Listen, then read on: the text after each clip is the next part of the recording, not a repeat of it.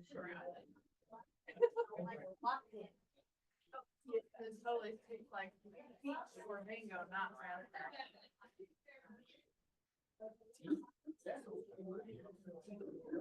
Hey, everybody grab a seat. We'll get started in about a minute. Not bad. Not bad.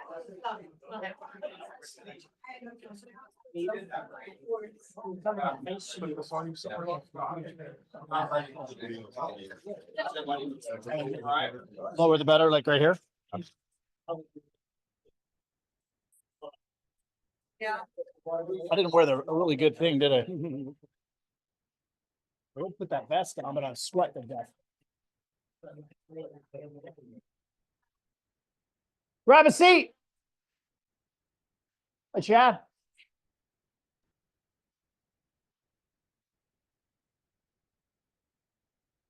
Oh yeah, it's happening.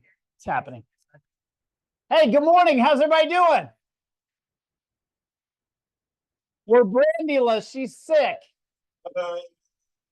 Really sick. And she's listening right now. So if you guys have Brandy in your phone, if you don't, please put her in your phone. Please send her a get well text today. Does anybody need her number? We all got it? All right, I like that. Send her well wishes. I've never seen her sick, so it's kind of an odd deal. She's one of those people that never get sick. But she's down for the count, and we'll be back soon. All right, you guys ready? All right, let's go. We're real chatty, okay?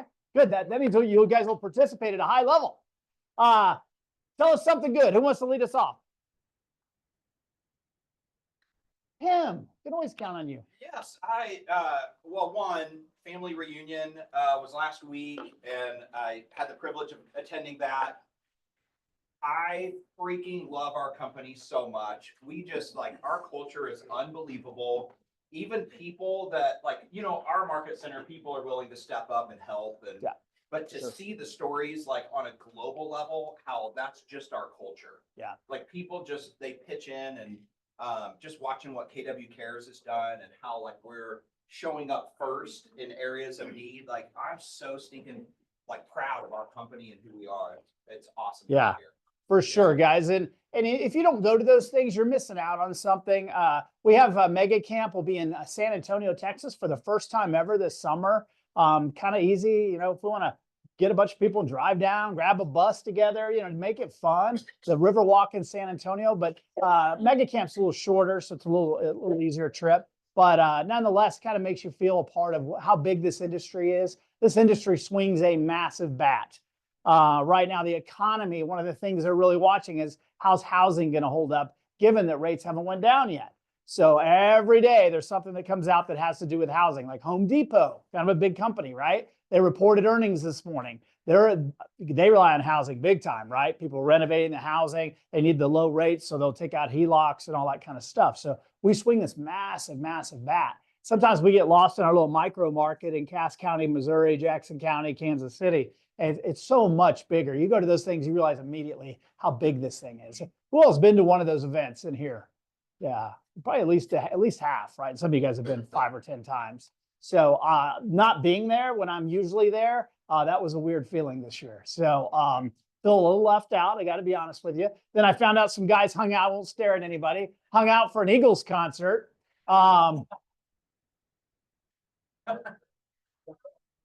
What's that thing called they did the concert in? I heard it's the coolest. So, all right, I got a feeling that's going to open up a few more things. What else? Tell me something good. Tell everybody something good. I need something to drive energy today. I don't feel great either. So let's go. What do we got? Nobody? Nanette.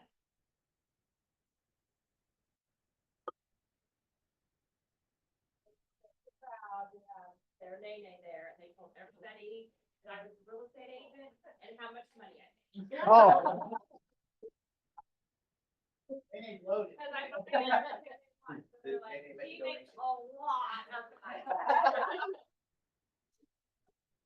That's fantastic. Well, you spoil them, that you can see why they think that, right? It's like anything they ask for, they get. Basically, what I'm seeing. What do they get the driving age? That'll be fun. Yes. So I wanted to brag on Tom because we had this Raytown property, which was very unique, and it's really full of stuff. And he somehow managed to negotiate that so that she can move that directly into another house that she's been looking for. So he negotiated both of those for her on the best, and it was crazy, and he did a great job. Good job, Tom. Give it up for Tom. Yeah. Contingent, there's contingency on it. So he had to kick those people out to get his buyer, my buyer, in there. And it was a full weekend event. I think he dealt with a listing agent that wasn't quite as seasoned and didn't maybe understand how a contingency actually worked and kick out clause. And so. So we have two agents that did in the transaction. One is gonna help us out for that. I had a few calls on it. Yeah. And I came away with, we need to talk about contingency more. And here's the thing, guys, we kind of learn it and then we forget because we don't get involved in one. And then all of a sudden we get involved in one, we all are like, okay, now how's that work again? Right? Does anybody ever do that? It's just me. I actually have to grab the addendum sometimes and kind of reread it real fast so I don't tell somebody the wrong thing. It's just how it works, guys. You're not going to master everything. That he kept getting calls from the client after she agreed to something and he fished it out to the other agent. And then she would call back and go, well, yeah, but what about? And she did that over and over and over. And he had to calmly tell her, that's not how it works. Without Tom reaching out to us and guiding him through that, he did a great job of leaning in on the people around him. He actually helped the listing agent because the listing agent, I'll get into this in a second, she was literally going to put herself in a position where technically she would have her house under a firm contract with two different people. The only big lawsuit I've seen in real estate in Raymore was one of my agents at Coldwell Baker sold a house to two people at the same time. And thinking that, well, those other people said they wanted out. Well, guess what? They changed their mind over the weekend. Oh, these people are under contract too. What do you do? And then guess what? They both wanted the house. Realtor got sued. These things can happen. Cross your T's and dot your I's, right? And Tom was smart enough to ask the right questions. The agent would have never figured it out. We'll leave the company name out, Platinum. Again, and I'll share one over the weekend, same setup. The people are out there just winging it, and you can get yourself in a big mess. 9 times out of 10, they all work out and people don't get sued. It's the 1 out of 10 that we're going to be sure we avoid. You guys good with that? So who else? Get us positive. That was negative. Sorry, Ryan. Big shout out to James Cunningham. He stepped in big time for us. We had one of those buyers that you love working with. You love working with them. Mhm. And he stepped right into that one for us and showed 9 houses for us and got them under contract. And so I really appreciate it. James, give it up for James. Good job. We got the buyer to go meet with Todd again. And she apologized profusely for not listening to us in the first place, and she admitted she was wrong, which I've been married 25 years. That's an accomplishment. Anyway, she got back over there. Todd got her straightened out. We were able to get under contract with inspection with far after it. So good stuff here all the way around. It was great. Good. That's outstanding. Outstanding. Is Josh here? Paul and Josh, by the way, sold one of my rental houses. That's fantastic. It's my last Jackson County property as I chose to exit Jackson County entirely. So it was all Josh. Okay. Josh did a great job. And we had a few bumps at the end with getting some repairs done. That was on me. But nonetheless, the buyer was right. We needed to look closer at what some of the work we had done. And we made it right as we would have anyway. But nonetheless, I appreciate that. And now we've got, if you guys are familiar with 1030, where's Lisa? Is she here? 1031 exchange. That means Lisa takes your money and keeps it. You sell something, you go to closing and there's, you talk about no fun, most closings where there's proceeds, there's a check, right? Or a wire or something to celebrate. There's a piece of paper and it's not the same. I'm like, Amber's like, where's the money? I go, Lisa's got it in her purse. There's nothing you can do with it. So then it sits there. If you guys haven't done a 1031 exchange, it sits there and you got 45 days to figure out what to do with it. If you don't, it becomes a taxable event, which can be huge if you've owned a house 20 years like we have. What's that? No, there's all kinds of real estate options that can be qualified replacements. We stay in the arena we know, but technically you could buy raw land. There's just all kinds of different options out there. But most people usually stay somewhat, like we see people sell single family, multifamily, and more often than not, they stay in that arena, but whatever. So we just got to figure all that out. We're working on that now. Who else? 2 more. Something good.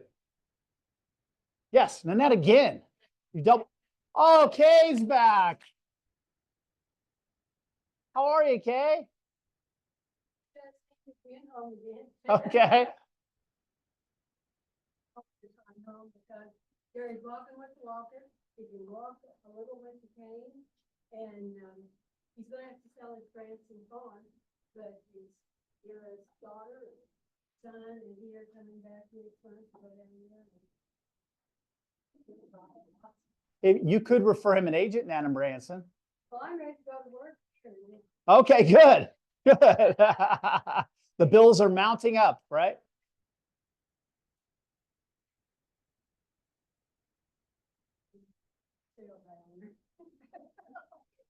Hey. That's all right. When that fails epically and he does need to hire an agent, let's just be sure you're the one that helps find the agent. How's that? Paul in, Springfield, what's his name? Paul Richard. Yeah, Paul Richard. Oh, yeah. Got it? Yep. There's options. We'll just be sure you get a referral out of it. You deserve it. Okay, one more good one. Yes, Lisa. 15th down to the venue with us to look at possibly doing the rehearsal dinner for us. So I just wanted to say, you know, hey, thanks, and I appreciate it. And we're a little ways out, but nevertheless, you know, I always like to have my things done. Yay, good, good, good. Yeah, let's be sure, we all work really hard to help our vendors, but let's help each other. Many of our agents have side gigs and all that kind of stuff. Let's be sure we're supporting that group when we can. We can't always do that, but that's fantastic. Good job. Anybody else? Okay, let's move on. Uh-oh, I'm already down. Preferred vendors. We're going to move fast through this. Todd, you want to lead us off? Give it up for Todd and his high interest rates. Actually have a little bit of good news. Thank you, Lonnie, for leading in the high interest rates. For the last year and a half or so, the fundamentals of the mortgage market, again, you don't care about this. This is crap that I read and absorb every day. Fundamentals have just not been there for us to start making some headway on mortgage rates. Every time that we think it's gonna happen, something happens to offset it. Thank you. I missed him. So anyway, I lost my trail. So anyway, the good news is as we went through 2024, we kept saying like, okay, the numbers are looking good. They're looking good. Like we think rates are going to start to fall a little bit, and then something would happen, whack. And so the information kind of was conflicting. Some of the services that I subscribed to were adamant every month that some of the numbers that the Federal Reserve was looking at were wrong. And so they were being miscalculated. They were just looking at it differently. So what can you do? The Fed's going to look at it the way the Fed's going to look at it, and we're just going to be subject to what they do. So anyway, it finally looks like at the late last year, some of those fundamentals started to turn in favor of mortgage rates coming down a little bit. And so I think from my standpoint, I've been saying this for a year and a half, they're coming down, they're coming down. Well, they should have worked their way down, but it looks like that data that they've been looking at is finally hitting the way it's supposed to hit. And that's just good news for all of us. So do I know what rates are going to do tomorrow? No. Do I know what they're going to do in the next 10 minutes? No. But I would say that it bodes well for 2025 and the things to be optimistic. This weekend, I told Nanette I had 5 contracts come in this weekend. That's been a long time since I can tell you I've had 5 in a short period of time like that. So good news is you guys are out there negotiating. You lean on me if you need anything. I know Ryan and I he's at the Sphere and we're texting on one of the deals. So it's important that lean on me if you have questions on the mortgage side. Okay. Cause guys, I can help with a lot of weird stuff, having done this forever. Okay, cool. Thanks. Thanks. Give it up for Todd. Russell, do you guys have anything? No. You're good? You sure? Okay. Lisa, what do you got? Give it up for Lisa. I like our little mic. Our little mouse. It does. Just 2 things. I have recently I've had a couple agents try to send me things through Dotloop, and I wasn't getting them. We discovered with those couple agents that there was some Dotloop updates that they needed to have done before the documents were going to the appropriate entities. I don't know anything about how your Dotloop messages come through as far as those updates, but take a look at those. So just a little FYI on that. The only other thing is we need to get seller and buyer phone numbers and emails for both the closing lock and for the AI stuff, so that it'll get everything to the appropriate people. That's all I got. That's it? That's All it. right. It's not bad. Not bad. Ron, you guys got anything? Where's Ron? There he is. Give it up for Ron. You guys are getting ready to get busy, right? A picture? Oh, hello. Hold on. So, Yeah, is that it? yeah, so I-beams, recently we've run into a little rash of problems with the I-beams and supporting the foundation walls. And the idea is to sink these I-beams down in through the slab and brace them up at the top so it does support that foundation and doesn't allow it to give anymore. So on this one in particular, you can see what's happened here. So there's no, it's not solid at the bottom. Also, they didn't secure it at the top. So when we got there, the agent told us, it wasn't an agent here, but told us that, oh, the foundation's been repaired, everything's been done. But I actually walked up to this beam and moved it like this. So don't just assume that because I-beam work has been done, that it's done properly. So make sure you check into that because we've been seeing a lot. So I wanted to share that with you guys. Yeah, Good that's idea to great. check it out. And if it carries warranty, if the people will come back and fix any deficiencies. So Ron, thank you, Okay. buddy. Thanks. So let's talk about that real quick, guys. How many of you guys have shown a house and you go down to the basement and the I-beams are all down there in the cracks? You can see where they've epoxied them and it's like, oh, right? We all do. Buyers do that all the time. Something to think about. If, especially these houses that we're selling, they're built in the 50s and 60s and 70s. You could make a case that if you walked into a basement and had none of that work, it's just a matter of time before it's going to need it.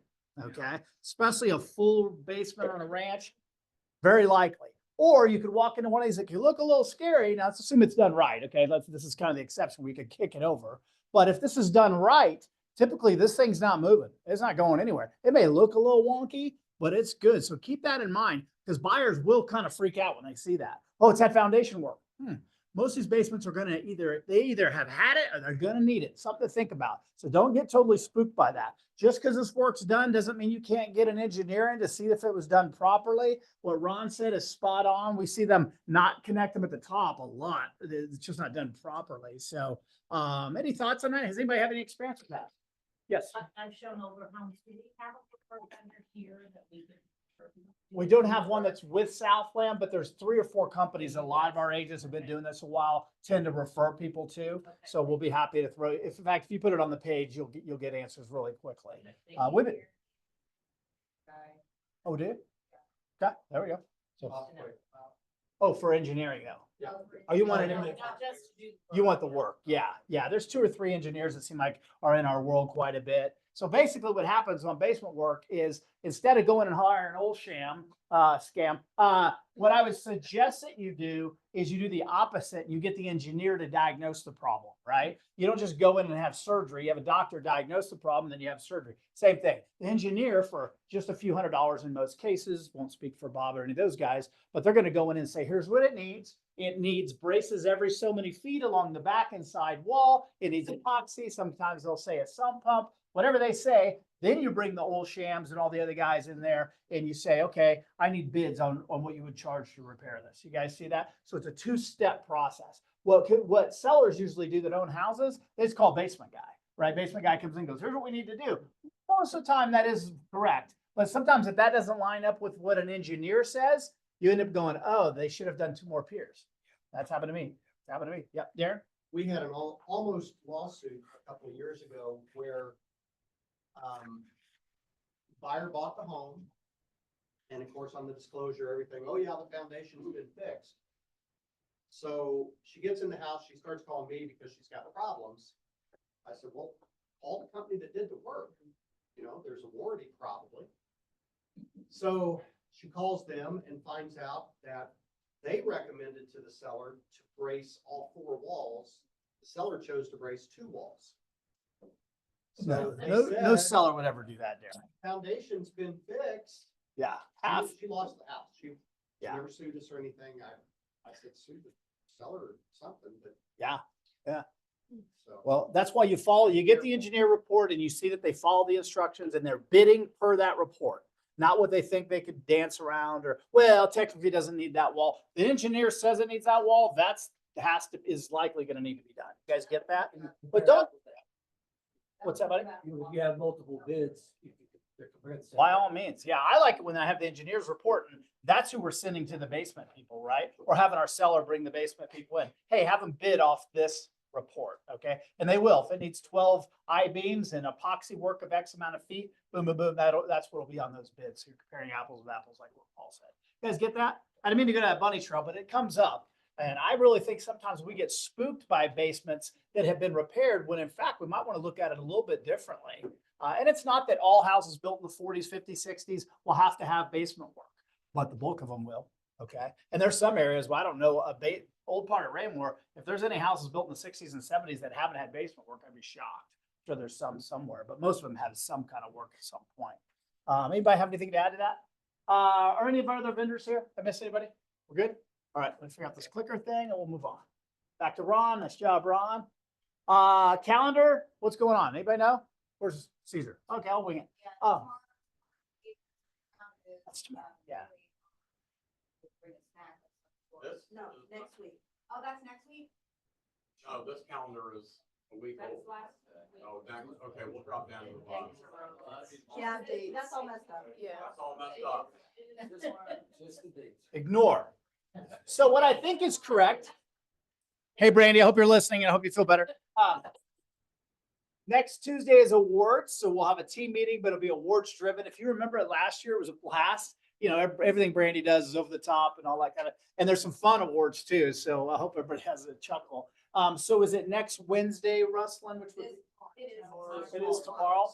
Okay, that's right here. So that's tomorrow at what time?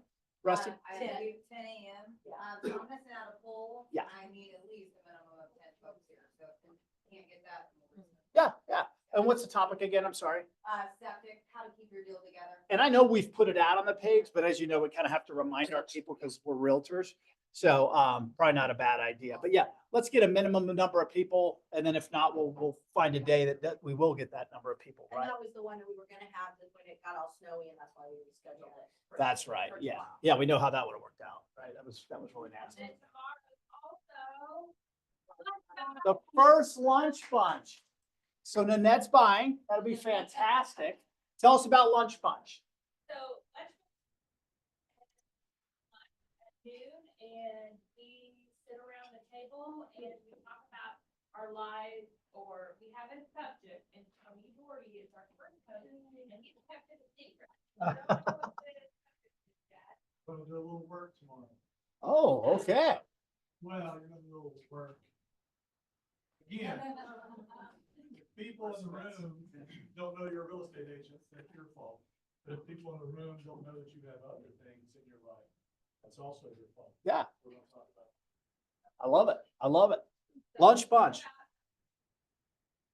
About each other on a different level than just being real estate. It's more personal.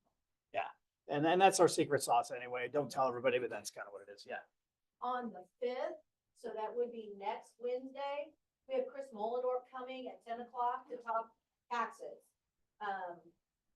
So yeah, Chris Bollendorf is our county collector, so he's gonna talk, so all those questions we have, and he's even got some, advice for us as far as when we run in. We can actually call in and find out what the taxes are, so he's got a way of doing that instead of doing the proration. So he's gonna talk, you guys are gonna be tax experts. If you guys don't know Chris, he's funny and he's really smart, so it'll be a great class. Perfect. At 10 o'clock on the 5th.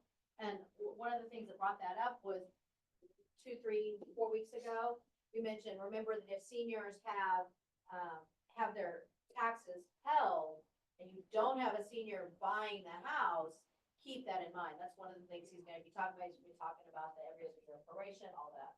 So, yeah, it should be good. Good stuff. Nothing gets me excited more than taxes. You did get that? Nice jab.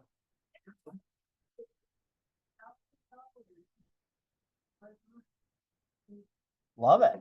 That's fantastic. Yeah. So it's nice to get people in here that have a specialty. We all have a cursory knowledge of these things, but the people that understand it at a much higher level. I don't know about you guys, but I never wanted to know taxes at a super high level because people always ask me, hey, in today's world, should I be an LLC, a sub house? I knew the answer when I went into this thing. Today, they may tell you something different. You hear it from somebody who knows what the hell they're talking about, not me. I have an opinion, but Hillary, you have a CPA. Property tax. This is problem, but all taxes, All you know, it's just like, yeah, taxes, it's a bad word. Should have been a four-letter word. Sold mastermind, given that we've had frozen tundra and all that, we've had pretty good participation. Certainly the people that are on there have been participating at a high level, so that's cool. A lot of topics that have keep coming up, including contingency, another aha on that, but bring an idea, guys. You're not going to dominate the call. Nobody's going to get mad if you're bringing up something maybe we've talked about before. Some of us need to hear things more than once, right? Okay, yes, we do. So mastermind calls still kind of the rule. I talked about this last time. I believe it was 274% more income made by the people in our office that attend 2 trainings a month. That's team meetings, that's mastermind or anything else. And then we have the other category. And it would be about 400% if Scott Swaggart actually attended 2 trainings a month because he's one of our top producers in the office, but kind of does his own thing. So, but it works well for him. So who's going to critique him, right? Yeah, yeah, right. Yeah. Saw Scott walk through the other night. What's that? Yeah. And you know what? Let me be sure it's not out there and I just whipped right past it. Okay. All right, we're good. Let's go to the nuts and bolts. Listings, buyers, and open houses. Now we're getting into the busy time of real estate starting to kind of take off. We can see the contracts coming in and everything, and they're coming in now pretty steady. Todd mentioned 5 deals or something over the weekend. So game on, guys. Right through Thanksgiving, gas pedal down. That's what our industry is going to do. So we're going to get our unfair share. I know you guys say you're always good with that. What listings you want to talk about? Anything coming on the market, pre-MLS, massive price changes? What do we got? Oh, I guess we're gonna have bad month. Yeah. Yes.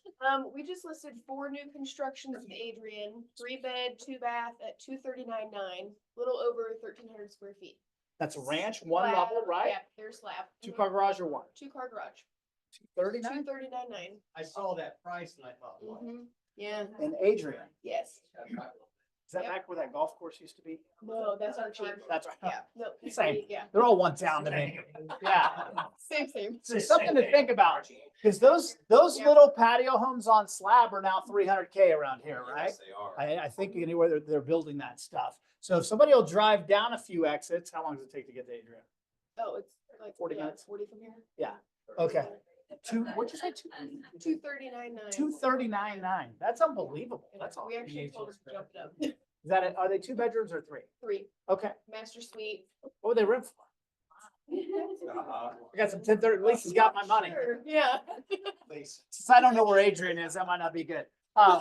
Congratulations. I know you guys were working on that for a while. Yes. Right? Is that the deal of Yeah. picking up? Mhm. Yeah. In fact, I think, For a long time. yeah. How long ago did we talk about it the first time? Well, the first time probably beginning of the second. Yeah.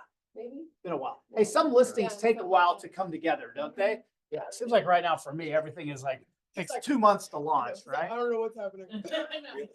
He's ready to golf. It's warm out. All right. Buyers, sellers, what do we got? Open houses. Yes, Jake. Hey, buddy. Ranch for that around 4, it's really cute.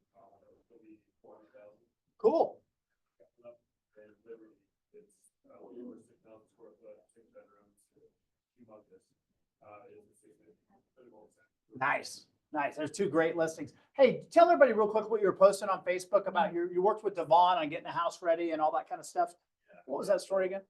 It's that big house, there was one time the investment, so we'll kind of hand it, get a contract for this, handing it for that. We'll kind of get that and save a little bit of money out. This was a huge house and a big project, and it was very expensive, so the quality of work needed to be at a certain level. And so after, 3 or 4 different contractors that did show up, we got fired for poor quality of work, all the bodies. Then all these things, we finished it in 45 days. It took us 8 months before to get from like 0 to 30%, and we went from 30 to finish in about 40 days. So that was huge, and their quality of work. So they're definitely, especially about decks or anything like that, they're a really, really good lead. That's fantastic. Yeah, lean in on those guys. Get Devon out there. And by the way, if it's something he doesn't want to do or there's no margin, he'll tell you. Okay, he's a business person, so he'll just be really honest and go, "Hey, we might not be the best fit." Trust me, I know that. By the way, Devon and his whole family right now are in Sedona, Arizona. If you saw any of the pictures they posted, one of the most beautiful places I've ever been. Red Rocks, it's unbelievable. So that was the trip they were supposed to go on when the big snowstorm hit a couple months ago. They're heading out that morning, so it got kicked back 2 months. But anyway, so hopefully everything's worked okay with your deal. Thanks for sharing that. Appreciate it. Buyers, sellers, yep, I got Tom. a couple- Yeah, seller wise, we still have the one in Meadowwood coming up, which is not a 55 and older community, right next to one. So it's a 3-car garage, 4-bedroom, really nice place. So that one's gonna be coming on. We were hoping to be live now, but we pushed it down to the March 15th. Yeah, so, and that one's gonna be coming on at 369.9, gonna be a deal, gonna need some updates and stuff inside, maybe, depends on the buyer. And then I have a property coming, and this one, we're gonna be coming in May, but if anybody's looking for a property in Raintree with a nice pool, I have one coming, that way, so, one of those. Awesome. 3.5 in Raintree. Ooh, nice. I like that. Ray-Pac side or Lee Summit side? At least on the side. Okay, cool. Good listing there. So what else, guys? Buyer needs. What do you, yeah, Got a buyer need, we need 40 acres. this one we talked about. Yes, Listen up. 40 acres, but she's not real particular. She would prefer Bates County, be raw land, be 1 bedroom, 2 bedroom, 3 bedroom, just something decent. Biggest thing has to be fenced for cattle.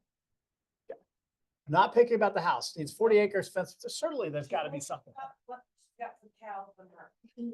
You guys don't know of anything? Working on it. If he can find somewhere to go, we can sell his little workout. Okay. Go buy some ice cream from Brent Goodall and maybe he's got something down there too. Could you call a fencing company? It depends. The property would have to be a right price. So question for you guys that do acreage. If I had 40 acres and it wasn't fenced for cattle, how much does it cost to fence it? Yeah. Let's just say the basic, what's the cheap fence called? The Barbed wire. barbed wire. We'll go with that term. Barbed wire, that's a tough one. Barbed wire, 40 acres, 10,000? I have no idea. Nobody does? 15 or 20. I would say close. to Chad? that. I find it one side of 10 acres for 7,500 with a gate. Okay. Things always cost more than I think. It's a lot. Okay, okay. So let's, This spot is bruised, so hourly. I'd like to know that number because there could be something out there that's not fenced and we're just going about it different. Say she could go to, would you say 750? That would hurt. Okay, but say there's something out there for 5 or 550 and she rat holes 50 grand for fencing, right? All of a sudden we got a lot more things we can do. We probably need to at least quantify what that special need looks like. Then that would open up more possibilities, right? Okay, gotcha. Yes, Sandy. And it's not 55 plus anymore, they took that out of the HOA. It's 3 bedroom, 4,020, 3,200 square feet. Maintenance provided. Maintenance provided. Or after she did. And then, fertilizers. all that. That's very nice.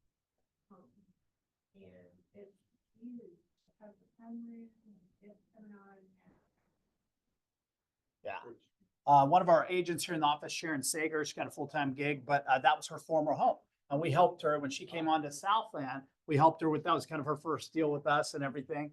So anyway, those things are neat. They were, if you guys don't know where this is, in Spring Street in Belton, this Johnson County builder came over 1 million years ago and I can't remember his name. Do you remember his name? Ed Thompson, actually.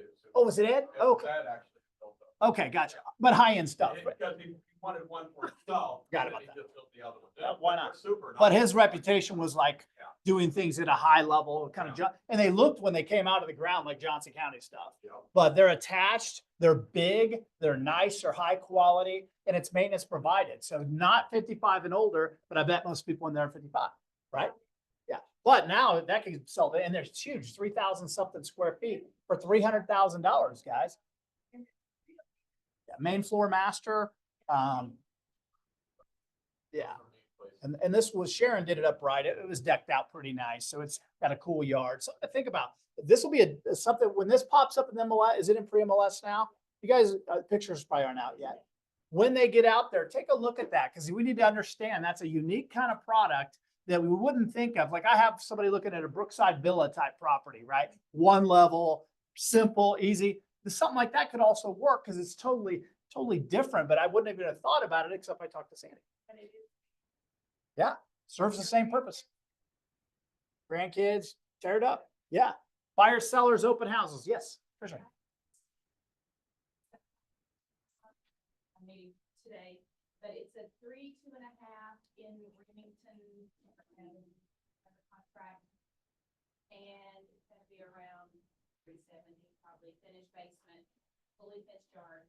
Looks good. Floor plan? What do we got? I'm going today to get it exactly and I'll let you know. Okay. I just have. How many garages? Rustlin got you? We put Rustlin on the spot a couple years ago because she was so excited about this listing. How many garages? And she kind of started thinking of. So, well, that one will stick with you on it. Yeah, we have a lot of fun with those things. Ryan. We've got a new one coming on, Friday down in Harrisonville, got Harrisonville Myers, 3-bedroom, 2-bath ranch, real pretty home. It's been, hasn't been 100% redone, but it's got a massive yard in it. That one's coming on at 315. And Alex is gonna be down there on Saturday, is that right, Alex? Yeah. From 12 to 2, holding it open, so if you have any buyers running around, you don't wanna show them, if they're that buyer, send them down to Alex, he'll take a look, he'll show them, he'll help you guys out. But, Cool. if you got a buyer, yeah, absolutely, pop in. Is it in on? It's a free MLS, so we're getting photos. Perfect. Perfect. Who else? Anybody? Buyer that gave me $100,000 cash. Yeah. For the down? Yeah. But they were. But anyways, if anyone in this office has anything within the area, even if it is south, I mean, north of here, let me know. If you have a. With a house, yeah. Does it have to be up to like FHA standards or? So it could be. So they're trying to get it out of the house. Tell the parents, hey, if we could kick it out to 150, we'll get rid of this kid. Okay, that's the price. Yeah. So just stretch the 100 to 150 and we're good. Cimarron Trails has always been such a good option for us. The fixer uppers will usually be around that 90 to 100, 110. The ones that are clean now are what, 150, 175? I mean, it's crazy how much. Well, they're 175, 185 if somebody There you put them in right now. Yeah. Right? So, reach out to Swagger. I mean, Scott's might be wanting to get rid of something. Scott's got one that needs to be gutted, a half one, and then he owns a duplex too. He owns both sides. I don't know if that ever sold or not, but so guys, be thinking outside the box. Continue to put your things on our Facebook page. If nobody comments, don't cry. That doesn't work. Yeah, works for me. Sorry.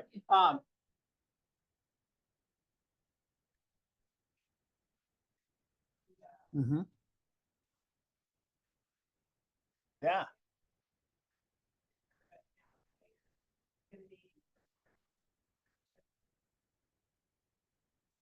Yeah. That'll get traffic. Yeah. Mhm. Yeah, good stuff. Anybody doing any open houses? It's time.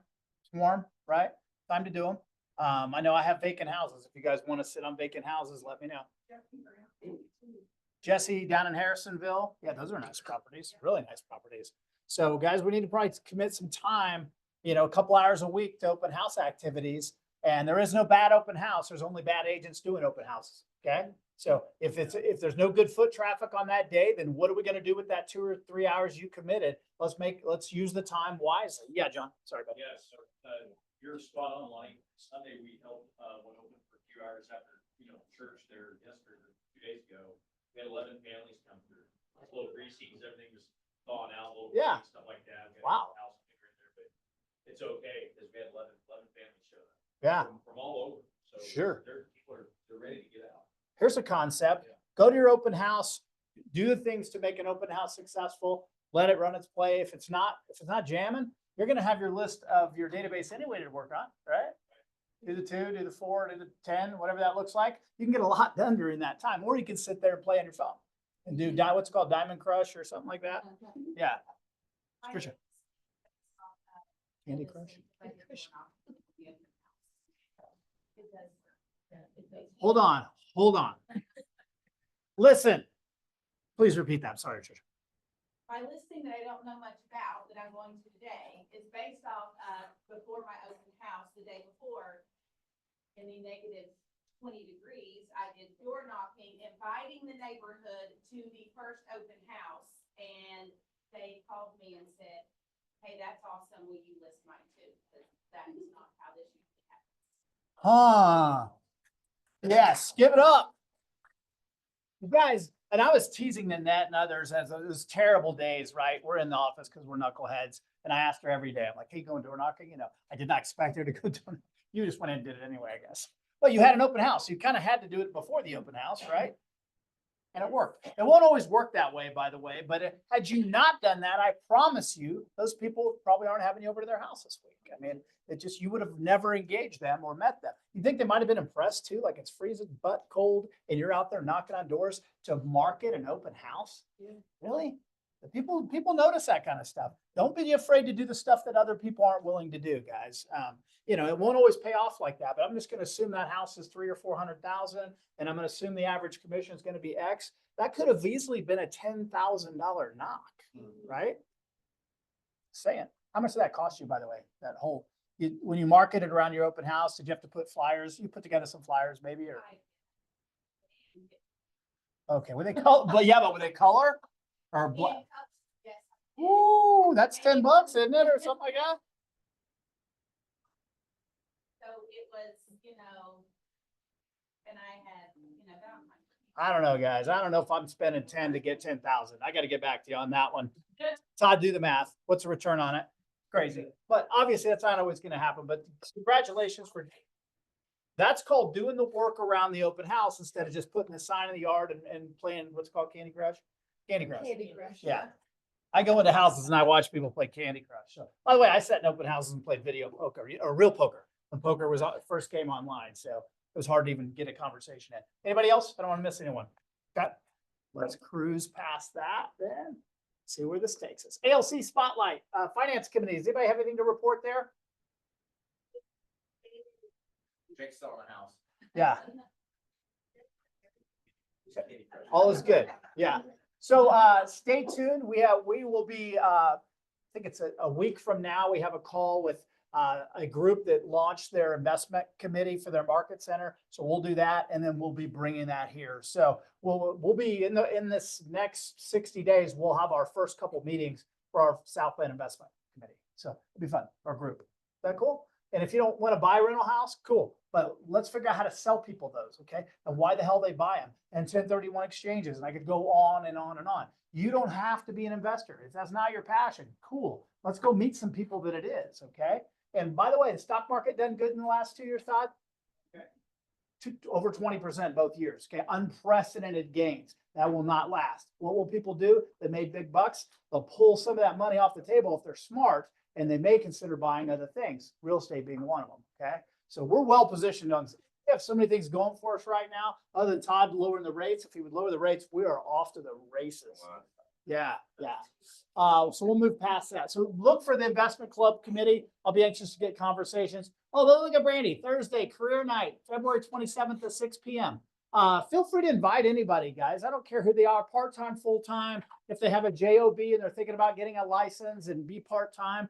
By the way, a lot of you guys, that's how you started. There's nothing wrong with that. I love that, actually. Some of our best agents are dual career people. Just they're some, I don't know how they manage their time, but they figured out. Micaiah Bland's the first one that comes to mind. But anyway, spread the word. I don't care if we have 2 people here or 22. We're going to do it, and then we're going to do it consistently. Yes, Sandy.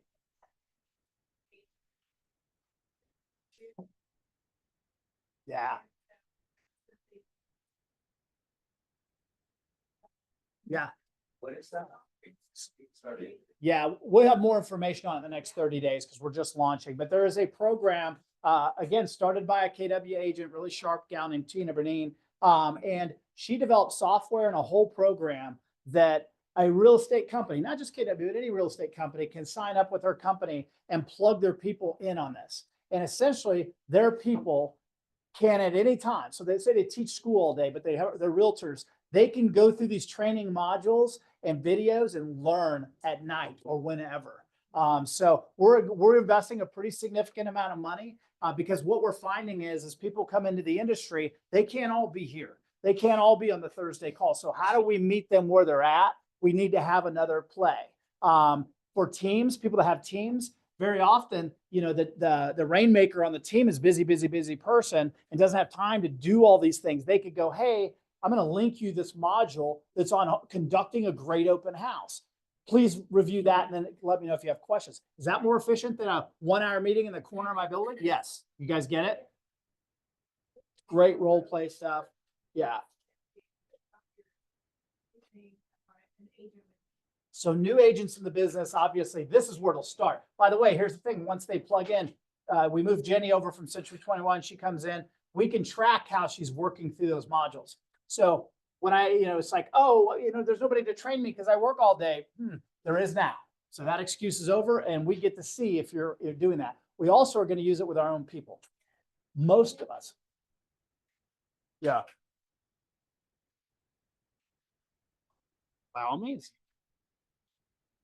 This is tidy. I went through it as just like I'm a new agent and I was in it for about 8 modules of the say 40. And I realized immediately we need this no matter what. And I also realized I needed some of that information. As I went through some database things, I had a few more ahas. And then all of a sudden I was going into whatever the next category was. And I'm like, holy smokes, I hadn't even thought about this in years. And I'm like, all right, we need this for everybody that wants to plug in. It's free. Yeah. Maybe that person. Well, they would remember if they were refreshed, so they can go to that module, do the listing key, and be right back. Yeah. How many times has somebody said, hey, I just don't really, I don't know what to do as far as conducting an open house. We've talked about it. I kind of forgot. We could go, hey, go to module 7, any of our agents, get a refresher, and then let me know if you have any questions. Okay. That's what it's going to look like going forward. Brandy, Caesar, and our front desk will be able to plug and play any of our people. You just sign in and go. You don't have to go through the whole thing. You can go straight to whatever you want to hear more information about. Contingency, contracts, new construction, whatever that might be. You go straight to that. Within 30 minutes, you're going to go, that's pretty cool. Yeah, it didn't take me long. In fact, I was like, how did I not get this earlier? Yeah, it was really expensive when she first came out with it. We're paying for it. When you guys pay your office bill, this is the kind of stuff that we're investing back into education. We have this Tina lady with a lunch and learn, working on some tentative dates. Yep. Possibly in March 11th is what we're kind of thinking. So Okay. kind of pencil that in and she's going to be coming and talking. Okay, there you go. That'll be provided. Yeah, when we get a firm date, we'll be slamming this. But just because you've been in the business for 3 or 4 years, don't think this thing's not going to be a tool you're going to want to be able to dive into on different things. Okay, so career night. This is what a better time for people to get into real estate. And I know there's a lot of people that everybody thinks our industry is getting a lot smaller. Not yet, but I would actually go the exact opposite. We just came through the real estate recession. This year will be a small bounce in number of sales, but prices are continuing to go up. There'll be more commission dollars available, guys, for people. It's just crazy. Yeah, it's how you look at it. Goodness. Apex, did I miss something? Russell, there's your deal. Pull out there, let me know if you guys. Yeah. Okay. Tomorrow's Wednesday, 10 a.m. Okay. Yep. I'm in. Count me as 1 to 10. I have 100 questions that I need to answer. Anybody else needs more septic and sewer? Culture committee, anything we need to talk about? Who's talking about this? Ryan? Yep. Yeah, so obviously, Ray Peck and Felton, they have their pantries need help, and so we have an opportunity to bring in your canned goods. We're gonna run this until next Tuesday, so if you don't have it today, no big deal. We got several other training events, and then we're gonna be bouncing in and out the office, bring some things in, kids and other. So yeah, we got another week to work on this. All right. Yeah, just keep putting it out there. Remind us. I mean, how many times do I plan on doing something I forget? So, yeah. If I can just get the canned goods in my car, that's halfway there, right? We're in good shape. Let's crush that. Yeah, you can bring it to us and put it in our office, or I'm not sure if we have a place up front or not, but feel free to bring it back to our office. Okay. Cool. Lunch bunch, we talked about that, right? Still on? Yeah. Guys, listen, you guys did a good job. We, like anything, when we first started Lunch Bunch, got a lot of traction and then it kind of just because we weren't talking about it again. So this is gonna be a regular thing. We're gonna have some fun with it. What do we got? Next week, will be our awards. We talked a little bit about that. We're gonna have a lot of fun around that. Food, okay? Stop there. Our front desk, please, anybody you think we need to interview for that, we're in the process of collecting resumes and kind of going through that initial process. We're not in a rush by any means. We're fortunate enough to have a lot of talented people in our world, but we want to make a good hire with the right person that's a good fit for Southland, okay? And just because your son or daughter needs a job for a month or two does not mean they need to be our front desk, by the way. I get a lot of those texts. Yeah. Or I wouldn't get them licensed either. Family reunion next, or that just happened. So let's go. This is probably where we're stopping. Ryan, who's gonna come up and talk? We had like 2 or 3 people as panels. I was not aware who was on the panel. I know I'm Perfect. supposed to be up there. Yeah. I know we were doing that today, so Yeah. jump up. Do you guys, yeah, because we have some, can you come up? Yeah, real you quick? ready? Who else was at family reunion that wants to come up and talk? Okay. I got lots of questions. Or maybe you have. If I ever miss one of those again, just punch me in the head. We missed Orlando a couple of years What ago. a loser. Yeah, of course. I put it on the Facebook and it's been out there, but, we should organize somebody to do professional TikToks here in the office on March 10th. If anybody else wants to sign up, let me know. It's between 2 and 5, well, now 3:15 and 5 because everybody signed up for the first hour. So March 10th, you can find it on Facebook, find me, let me know and I'll get you signed up. Cool. Thanks for, yeah, forgot all about that. Okay, let's lead off kind of the way we discuss these things. We wanted a handful, I think we had 12 or 14 people there, which is fantastic. So just some ahas, you guys, from going to the largest real estate conference in the world. Tim, lead us off. What's just an aha this time? Yeah, stick to the basics, stick to the basics, stick to the basics. The basics are boring, and Gary Keller continues to say that. If you want to be successful in real estate, be ready to do the boring thing day in and day out. And I'm the first person to get bored. I know I have some form of ADHD, and when I get bored, I'm ready to go like reinvent the wheel. And every successful agent that was a panelist at Family Reunion, they get up on stage, they're a mega agent, they're closing hundreds of transactions every year. And they'll be like, okay, what's the secret to closing 400 deals last year? And they're like, I sent out a newsletter every quarter.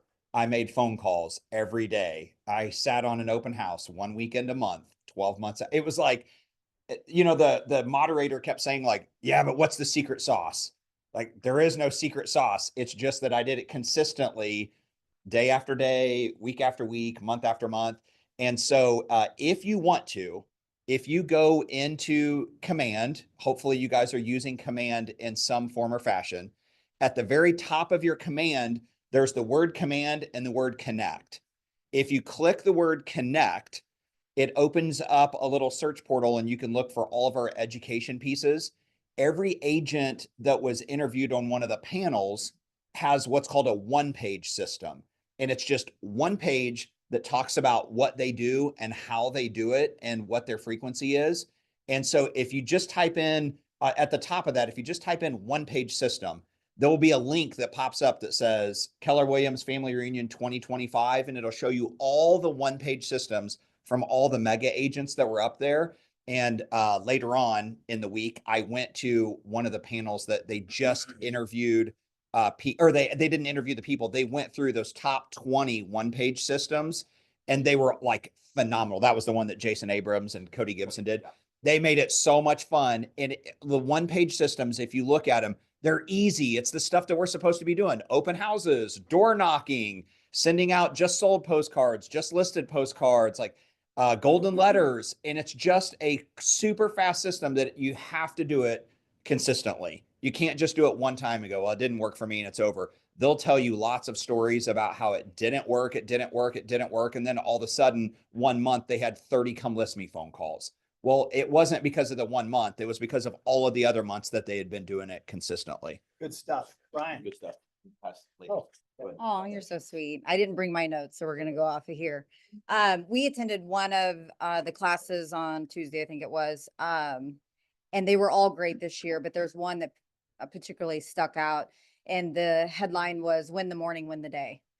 And that one resonated with me because when we're realtors, it's our own business. We need to be treating it like a business, right? Let's not sleep until 10 o'clock and then we're gonna get up and maybe look and see what's new on MLS and go from there. But it's like, set your Who are those realtors? I'm not, no. We know better. We're a well-rested group. Well rested. It's time to wake up, people. So if you're setting your calendars, be intentional about your day, have a routine, get up, work out, do something. Before you pick up your phone was kind of the biggest thing they had talked about. Let your alarm go off, get up. Let's not be the athletes of how many times we can hit the snooze button. We all like to play that game in the morning. So get up and put your pot of coffee on, start with a whole glass of water, like get into a routine and make the day happen. So if you can get the one thing, as we've all heard for years, done, most value, most important to you, and then all the little tasks to follow, you're going to have an accomplishment. You're going to get that completed for, let's say, by 2 p.m. And then it's just going to set your day up. It's going to set your week up, and you're just going to find yourself back to the basics and more successful. Love that. That's So which awesome. way are we going? So there was several breakout sessions I went to. I found out that there was like 4 or 5 of us in the same breakout session, not sitting together. I'm like, I just went to the best breakout session with Jason Abrams and Cody Gibson. They're like, yeah, I was in there too. And it was amazing. And one of the things they talked about in their top 20, I love the margarita machine. And I'm like, what's this one? And this team had bought You got their margarita machines. attention there. Yes. Now I knew I would get it with alcohol. Margarita machine. So the margarita machine, this guy went and bought a margarita machine, and he allowed his clients to be able to sign for it and check it out. He didn't charge them anything, and they loved it. And what he did is put his information, his marketing on the machine, so that when they had parties, he was actually marketing at those parties. And he tried to get invited to several of those as well, getting started. But what happened was one margarita machine turned into 10 margarita machines. And then all of a sudden he was running out of space. So then he needed a storage unit. And so then he found out clients needed other things. They needed a ladder or anything that they could possibly need around their house. He started buying all these things that they could check out. He would have an agent available for a couple hours on a Saturday morning to go sign for these things and he didn't have to go do all this stuff. And he checked all this stuff out to his clients. And it was availability for them to be able to get things that they needed to borrow, but not have to pay for it, and him to be able to market. And it's amazing what it did to their business. So that was one of my top 20. I love that And idea. there's a 1-page for that. And there's a 1-page for that. So yeah, absolutely. So there you've got that. Also working on leadership. I think as all of us are business owners, we're all leaders, and we have to continue to grow ourselves. There's some things that we've got to get right. And we talk a lot about win the morning, win the day. And I'm a big believer in that, and getting up consistently on time and just making a commitment. And part of that is creating a schedule or a calendar of what you will do and commit to that. And don't deviate, because that's your life. That's your goal. That's your life plan, is to make it happen and win the day every day. And I think when we do hit the snooze button, and I hate the snooze button, I just turn my alarm off, because if I don't get up, I'm a sucker. And so I just do it. And I believe in doing that and creating that schedule, that consistency. And that's what allows us to be consistent in the rest of our day, and then do something really, really hard. Gary had these top 5 things he talked about. I'm going to pull it up real quick here, and because I felt like it was interesting. And some of the words are Japanese, so I'll butcher them. But the Misogi Challenge. So the Misogi Challenge, Gary talks about, it's a difficult one-time event that sets your thinking and fortitude to tackle a hard achievement or stretch. And so he does this one time a year, and that got me to thinking. And I want you to think about it too. What is something that you set yourself up, that you train and you work on, that you're going to perform this thing one time a year and test yourself? And so for Caesar and I, we're getting ready to test ourselves here in the next month. And I'm pretty excited about it, because it's going to be great feedback on where we are with our training and what we've done in the last 2 years with ourselves. Is it next week? Oh my gosh, it's next week. I'm putting my money on Caesar. I'm on the 15th. We are not in the same weight bracket, so we're okay. But part of that also is exposure therapy. That's overcoming what you fear by facing it. And a lot of us have these inner doubts. You ever talk negatively to yourself, or is it just me? All right. I say some bad things to myself in here, right? And everybody does, right? Okay, so give yourself some permission, let yourself off the hook a little bit.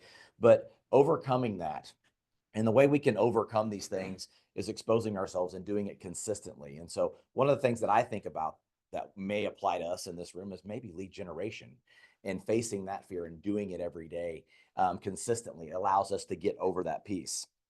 And then Kaizen is the next one. And I've just got two more after that. I know we're a little short on time, but it's achievement through incremental improvement. All right. So have you guys ever practiced something and then gotten a little bit better at it, a little bit better, and then all of a sudden you notice like, oh my gosh, I don't suck anymore, right? That's what I've been working on for the last 12 years in this career. Had to, because I was terrible when I got here. They were like, you'd be better if you went somewhere else, Ryan. They didn't say that to me. But I had to work on it because I was not a salesperson. I didn't sound like a salesperson. I didn't look like a salesperson. I don't know what that is, but I probably don't anyway. But again, I had to change some things. But as I got repetition and I kept doing it and doing it, I realized that I was finding some success. So that's one of the things through incremental improvement. And then after that is the myelin effect. And that's myelin is this little thing that wraps, and she's shaking her head. She knows what I'm talking about. That's that material that wraps around these things in your brain that protect it. They allow you no longer fear what you used to fear. And because you've done this over and over again, and you no longer have to think about it or worry about it. It just happens. You perform it because you're awesome at what you do. And I love that. And then the last one was kintsugi. And that's learning that nothing is really broken or not working that can't be fixed or recreated into something new. And so 150 years ago, you didn't run down to Walmart and just buy another thing when it broke. You put it back together, you repaired it. And they showed us, it was really interesting. It was a beautiful bowl, and it had been dropped and broken. And what they do is if a child does something that breaks the bowl, obviously it's not going to work or function properly anymore. But what they do is they work with them and they put the bowl back together and they show them that it's not really broken. And that's a pretty neat concept. So that was one of those things that nothing's really broken. If we fail, we just keep going, fail forward and just keep going. And if you refuse to quit, you'll always win. Everybody else will get tired and you'll keep going and you'll win. So I got Good stuff. Yeah. Caesar? Go ahead. To me, it was really, really good. And my wife and I have been getting our lead gen back up and going. We've been so focused on this office, and our business has been on the back burner. So we've been generating, basically a lot of activity that it's just kind of making the time blocking. But for me, that was it. You go to all of these panels and you will hear what sounds like the same thing. It's lead gen.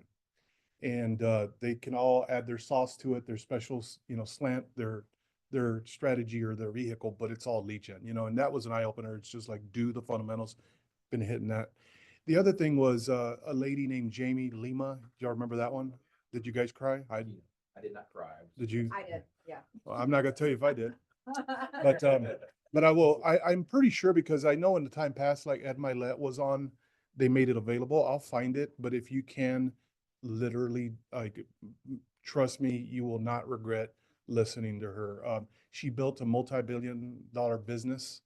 And the main thing I will tell you guys is she spoke about self-doubt. Really, really powerful. She just talked about like listening to your vision, listening. If you have a dream, a vision, identify it and own it. Because she's like, if you can't shake it, and some of, all of us, we have our dreams about our financial goals, what we want to do with our real estate business. Just if you can't shake it, she was like, it's not just a vision. Y'all remember this? It's a calling, and there's something on you. You need to answer it. And she told this amazing story about how all these setbacks and all this rejection, I think for 5 years, 6 years, and just like getting their hopes up, they'd call her up and she'd go present and they'd say, we're not going to go with you. It was heartbreaking. I was like, I quit for you. Like, I just was like, but anyhow, she just kept trusting that inner vision. And, but anyhow, she switched gears and just said, what kind of self-doubt do you have? And what's it costing you? We talk about lead gen, we talk about going after your vision, promoting your business, branding yourself, whatever it is. It was really powerful, really powerful. And one of the questions that she asked us, I'll relate to you guys. She said, picture yourself in 5 years. If you're struggling with self-doubt and you're not going after your dream, you're not going after what you want.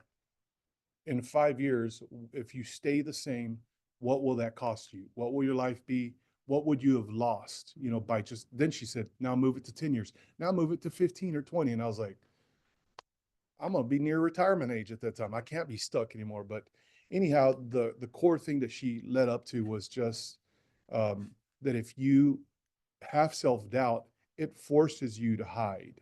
where you should be shining. And I just want everybody to think about that. That really hit me between eyes. And then she also said that if you're hiding, you're basically stuck and don't even know it. So it was just like really digging deep to find where you have self-doubt. And then some of the stuff you said, Ryan, was just like listening to your inner conversation and understanding you've convinced yourself that you're not enough or you're not, you know, all those things. So just paying attention to those. And then the other thing was along those lines for me as well. I'm kind of more of an introverted guy, I think. Not kind of, I am. And so just self-doubt and retelling my story, it's like, okay, I'm an introvert, but that's been an excuse for a long time. So just starting to do things that I'm not comfortable with. I am competing at Hy-Vee Arena not this Saturday, but the following. And, you know, so I'm glad Ryan and I are not in the weight division, same weight division. I'm a super heavyweight, but doing stuff that basically makes you face your fears or makes you put stuff on the line and risk it. So it was a very powerful presentation. I'll see if it's available, but ultimately to me, I tie it to lead gen, to stuff that we all need to be doing that seems uncomfortable, but it's really the 20-80 effect. That 20%, you know, affects 80% of your success. That 20% activity, lead gen. And I know that's nothing new for everybody, but just super powerful. And if you have never been to family reunion, if you go with an open heart and actually listen to find tools for your business, you will find endless tools and endless, you know, training and stuff. So anything else? So my focus, if you've not been to family reunion, is I go and I network with other agents from wherever it is. Last year I went to the Washington crew and they did a glow party. I think we talked about that last year. Well, I have a builder here in Kansas City that's doing developments up there with multi-million-dollar divisions that they're doing up there. And I think that might turn into a nice 25% referral fee for me. So it just gives you the opportunity to go out there and meet people that you wouldn't all over the world. What do we have? 50 countries?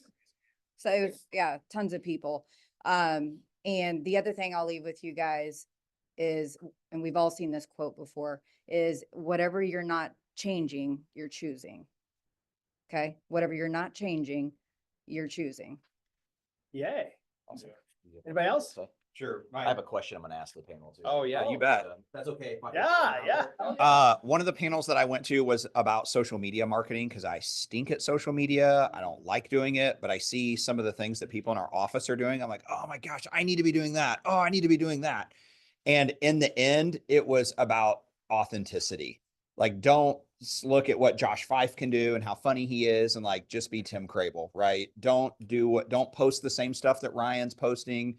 Post what Tim Crable is interested in. And you aren't going to attract everybody, but you're going to attract the people that are your tribe. And so being authentic in this business, especially if you're putting yourself out there on social media, being like the number one focus is just being authentically yourself. Don't try to be all things to all people. Don't try to be like someone else. Just be you. Awesome. One of the questions I wanted to ask, because we make this huge investment, we take this time out of our world monetarily. You can see the photos. I mean, we had a great time. There's no doubt about it. We had a great time. Vegas is always fun, and Atlanta is next year, and that's going to be a great time. But looking at everything that we got, tool-wise, education, what are we going to do next? Like, what's our next step moving forward? Because I think so many times, and if you guys have you ever been to like a great training session? It's like really fun. I'm like, all right, you get fired up and you run out of the room. And you're like, what the hell what are we doing there? And I've done that. I've done that a lot of times. So that's the commitment's like, okay, what am I doing next? All right. We had the great training. We got all ramped up. Okay. We're back in Kansas City. What are we going to do next? Sure. If it's not on your calendar, it doesn't exist, right? From Bold, I have a lot of things on my calendar that I never do. Hey, imagine that, right? Lead gen is on there every day, and I usually don't. So I actually have already done this from one of the breakout sessions. I condensed my calendar. It ends at noon. Whatever happens after noon is whatever I want it to do. But until noon, I'm on the clock. And if I'm not on the clock, then I'm going to get fired, right? And this year, to grow my business the way that I desire to, there's some things that have to get done, and they have to get done every day. I'm on the clock until noon. So that was my action item that's already done. Awesome. I love that, winning the day before noon. If you get that done, like the chaos is going to happen because it happens to us every day, right? We get chaos in our world. If we can control the chaos until after lunch, then you're going to be able to accomplish the things you need to get done. So that's awesome. Awesome. Yeah, that's the win the morning, win the day, right? Yeah. Calendar is my goal too, but what I did this year versus last year was before I left Vegas, I reached out to all the contacts that I had made and I sent them text messages with my contact information and, making for sure they understood I was from Kansas City and all the things. So that was my big takeaway this year that I did different. Good. That's nice. Yeah, to me, getting back to what we've been talking about, database work, that's it, the fundamentals. And Gary Keller basically articulated it that lead gen is your job. I mean, that is it. Everything else, you figure out a way, you figure out the questions to answer, certain objections, you handle them, but lead gen just in your database. So, and I will say that as MCA, and I'm not technically who's in tech training, the tech trainer committee, technology committee, sorry. They're going to do a great job. We have a good little crew there. But we really need to just highlight some of the really actually amazing tools that Command offers. And if you're anti-Command, we'd love to give you another chance to be sold on it because it's just really, really, really powerful what it can do. Now it's glitchy. It was having issues the last couple of days, but when you use it with your app, with the website to work your database, track stuff and build a little system around it, have campaigns, have little smart plans, stuff like that. It really is a powerful tool and you don't have to pay $1,500 for Boomtown or all these other things. And so if you have given up on Command, please try it one more time. I really think this year we're going to kind of come back and re-explain a lot of stuff, the fundamentals. You don't even have to get lost in all of the icons, all of the stuff. If you just build up a little system on how to use your flow with your database, it's actually super powerful, so, but just basically getting back to the fundamentals. Blocking and tackling is what I heard. Database. Right? Yeah, 100%. Good. Give it up for our panel, guys. Thanks, guys. Hope you guys are done. I had to put a bow on. Yeah, All right. Sorry about that. Last item. Yeah, and good for you guys for investing in yourselves, learning while you're there. But again, you get some energy out of those things and you realize how important it is to be there. So I hope more of you guys will consider being involved. There's no quota. We don't have to have all of our agents there. We always have a high percentage, shocker. But nonetheless, don't feel like you're obligated in any way, shape, or form. All right, so last thing, education. Let's talk. Give me just a few minutes of attention here. This came up, Tom was working on a deal. Another one came up after that. So I had 2 contingency conversations in a very, very short period of time.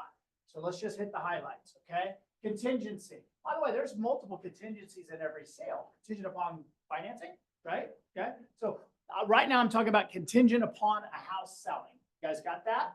Okay, so we have 2 categories of contingency. And if you're looking at the contingency addendum, advisable, you'll see there's really 2 categories. One is somebody's presenting an offer and they're saying, hey, I want you to take your offer on Washington Street, but my people need to list their house down here and get it sold. That's a soft contingency, right? Their house isn't on the market and it's not sold. You guys get that? The term I've used my whole career, soft contingency, I'm not changing.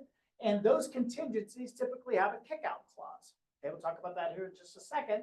And because of all the unknowns, how long is it going to take them to get their house on the market? Maybe it's already on the market. How long is it going to take them to find a buyer to firm the deal up?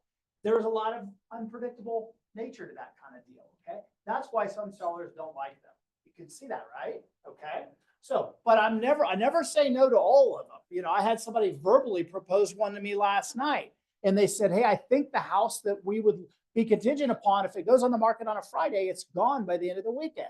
So I'm now having a conversation with the sellers that we may want to consider that. Who wouldn't give somebody 5 days to get the house? If all the other terms were good, I'll give them 5 days to get their house under contract. If they don't, we'll put them and go right back on the market non-contingent.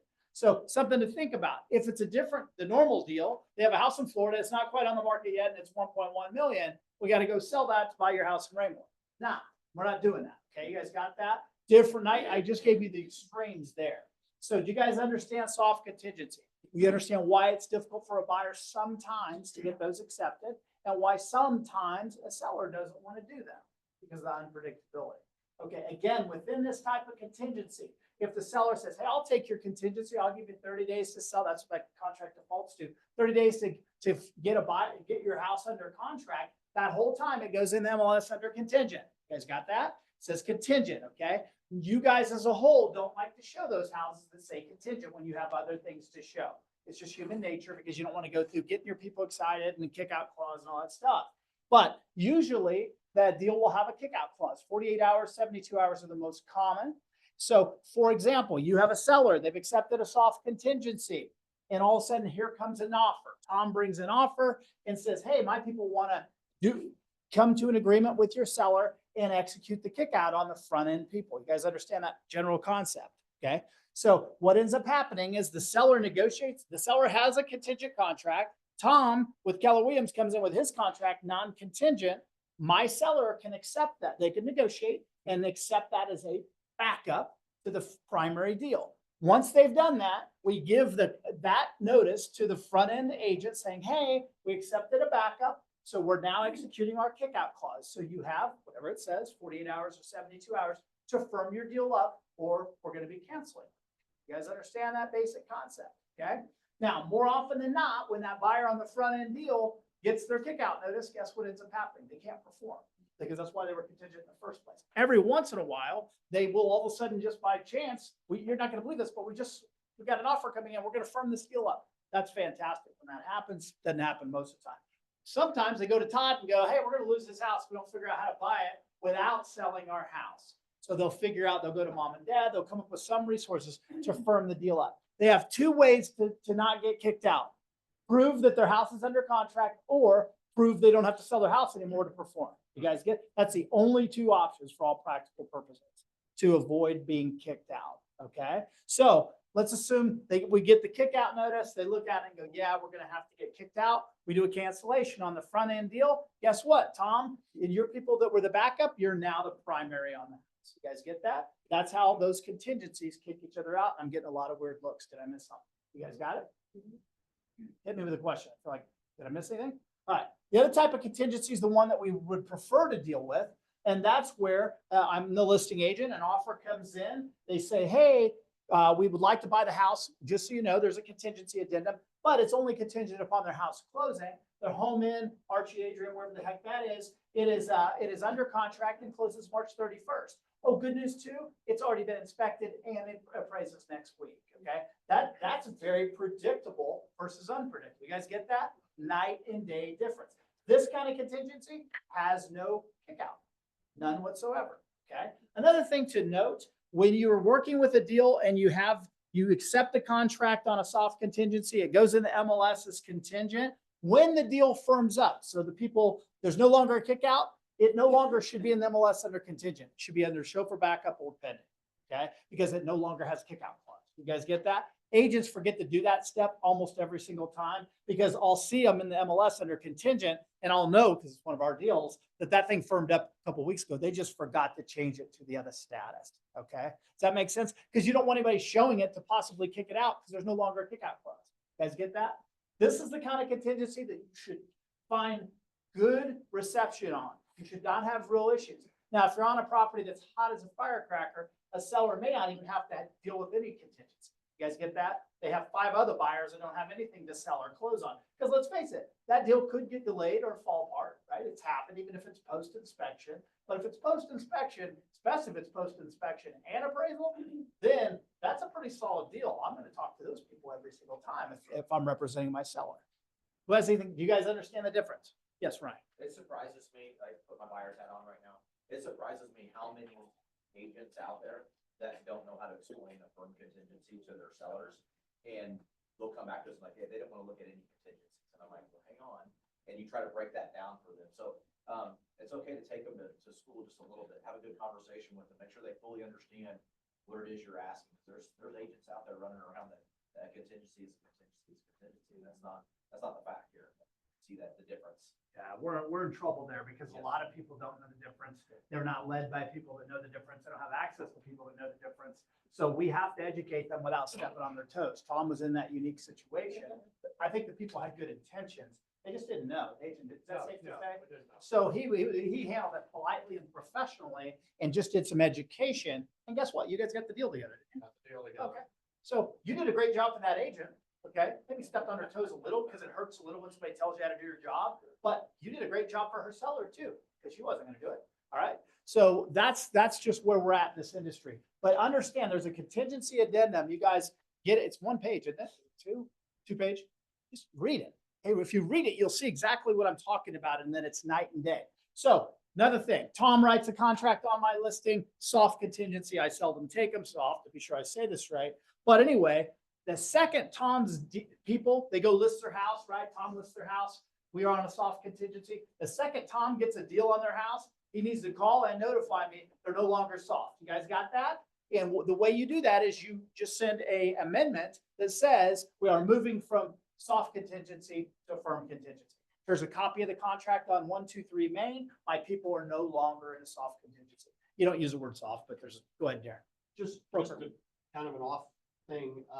If you're on the soft contingency side and you get presented a kick out, when that buyer removes the contingent on selling, their earnest money becomes non-refundable. Correct.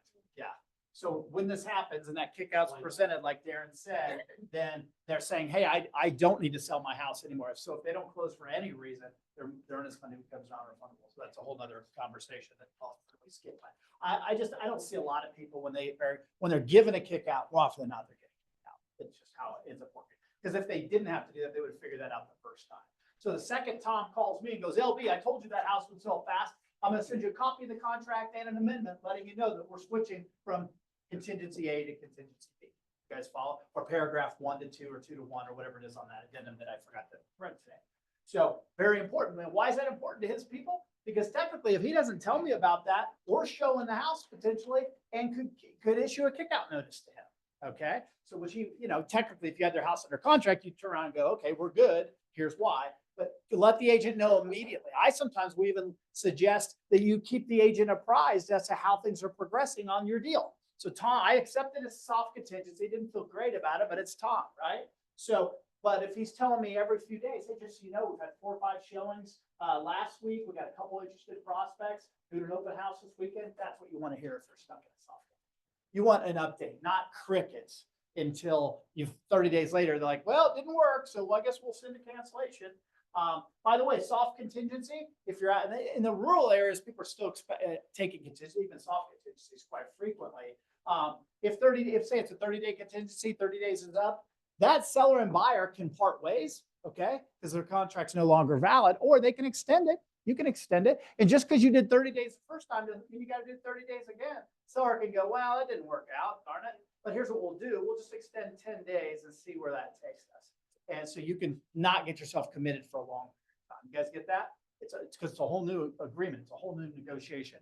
I took up way too much time, but are we okay today? Again, we're talking about the same stuff, guys, that we talk about all the time, but we keep getting into situations, especially with other agents, different companies that they don't know which makes us kind of question, okay, am I right on this? It does that to me all the time. So I start grabbing the documents and reading them. So we'll continue to work on contingency. Don't be scared of it, but do understand when a seller goes out, especially a listing agent goes, yeah, we don't want any contingency. They're probably referring to one of these. You guys get that? Now have the conversation and go, hey, just so you know, my people are really interested. They're contingent only on a closing. Their deal closes March 27th. I can send you a copy of the contract and it's already been inspected. Okay. And there's no other contingency. That's the question they'll ask sometimes. They want to see a copy of the contract to see if there's other, like a sale upon a sale upon a sale. You guys get that? So that's a higher level one for a different day. All right. Lastly, we talked about improving our game and blocking and tackling and all this. Just for 2 minutes, I'll go with this. I mentioned this on the mastermind call. For you guys that are in the business, been at it a while, if you're having a good year, bad year, or indifferent, it's not uncommon. You want to chat and talk about your business and all those things and say, what I hear a lot of times is, hey, we're struggling with this. We're struggling with that. My listing presentation isn't good. My buyer presentation isn't good. I think I can get better. And that's great. What's really, really cool is when we have people that are crushing it, come in and set up an appointment like you guys did. And you said, hey, we want to get better. Okay, you guys had a great year. Do you mind me telling everybody? Okay, more than doubled their business. Okay, not a lot of us did that. I didn't. Anybody else? A few of you guys did. But bottom line is, here's people that are doing it really at a high level. They're executing and having success, but they're looking and saying, I think we need to get better at something. Okay, so constantly work on your craft and work on your trade, right? And what ends up happening, we're all guilty of this. And as we had a good conversation, you guys were so transparent. I appreciate that. Is if we do enough deals with people that are family, friends, neighbors, 99% of the time we'll say they're going to hire us. Okay, so we can go on an appointment and kind of wing it, come in with jazz hands, right? And they're going to sign and we're going to get the listing, right? And we just go, man, I'm good. I get hired every single time. Then we have appointments that are with the general public, and that general public often is talking to more than one agent, sometimes two, sometimes three. Go on the internet and tell you interview 3 agents. That you better be more prepared in a different way for that kind of appointment than our comfortable appointments. Does that make sense? Trust me, it is a different ballgame. I finally got rid of the ELP program with Dave Ramsey because Dave insists that everybody, he gives out 3 agents. So every time I'm dealing with somebody I've never met and I'm up against 2 other agents. I'm lazy. I didn't want to do that. I'm like, okay, I think if I stay in my sphere of influence, I can go on the same number of appointments with people that I know. Okay, so it was a choice. But so you better have your listing presentation when you're getting into those roles. So be prepared. We talked about just a handful of things. You guys took great notes, asked great questions, stuff like that. And after you do enough meetings like that with buyers and sellers, stuff will just start coming out. You'll just start spewing things, and then you'll never look back. Because it just every time they come up with a question, you already know exactly what you're going to say. So you just get better at your craft. But I couldn't have been more impressed. I was so happy you guys came in and we talked about that, because sometimes when people come in, they're struggling. They're on the struggle bus big time. Oh my gosh, I'm over my last 3. I stink. That's what you hear. You guys are doing it really well and improving your craft. So that's fantastic. Anybody have anything else? Let's call it a day. Go sell some houses, guys. Thank you. Sorry we ran over. Good job. Thank We owe you 25 minutes. Never get back. Yeah. I like the driving.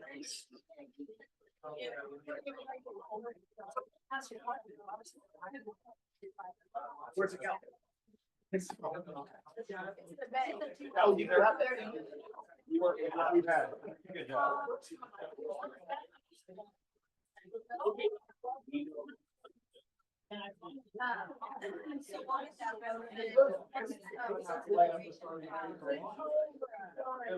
Randy, then we'll